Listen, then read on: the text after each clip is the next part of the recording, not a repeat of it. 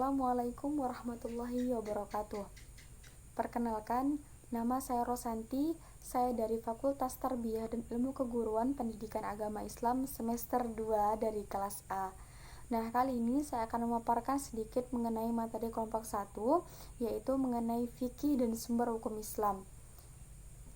Secara bahasa, fikih berasal dari kata fa, qaf, dan ha, yang berarti faham atau pengetahuan mengenai segala sesuatu hal. Fikih adalah ilmu yang mendalami mengenai sumber hukum Islam yang diperoleh dari Al-Quran dan Sunnah, dan membahas mengenai hukum syariah dan berhubungan dengan kehidupan sehari-hari. Sedangkan ulama Hanafi pun mengatakan bahwa ilmu fikih yaitu membahas mengenai hak dan kewajiban yang berhubungan dengan amalan dan mukallaf. Nah, selanjutnya yaitu objek kajian fikih. Nah, di sini saya singkat menjadi ilmu, I-nya itu ibadah, M-nya itu muamalah, dan U-nya itu ukubah. Nah, ibadah ini segala sesuatu yang menyangkut dengan ibadah seperti sholat, puasa, berangkat haji, dan lain sebagainya. Nah, yang kedua adalah muamalah, yaitu berkaitan dengan harta dan peninggalan seperti siasah.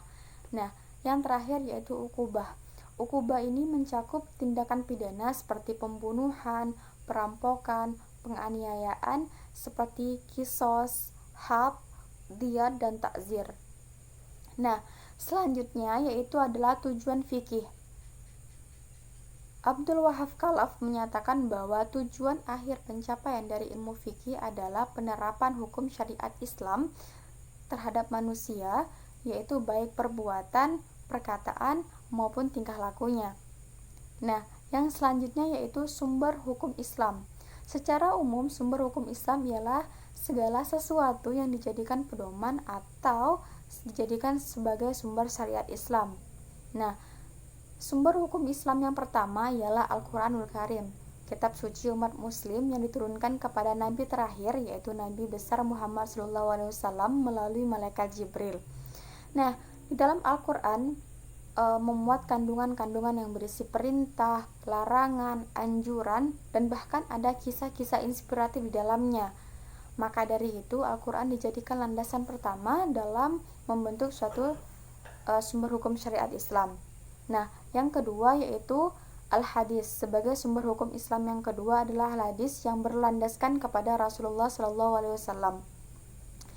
Di dalam Al-Hadis itu terperinci aturan yang global yang masih terdapat di dalam Al-Quran. Nah, selanjutnya yaitu ijma. Ijma itu adalah kesepakatan seluruh para ulama mujtahid dalam menetapkan hukum atau dalam menetapkan hukum syariat Islam. Nah, yang keempat adalah atau yang terakhir yaitu qiyas, yaitu menjelaskan sesuatu yang tidak ada dalilnya di dalam nas maupun dan tidak ada dalilnya dalam nas Al-Quran maupun Al-Hadis, yakni dengan cara membandingkan sesuatu yang serupa dengan sesuatu yang kita ingin cari sumber hukumnya.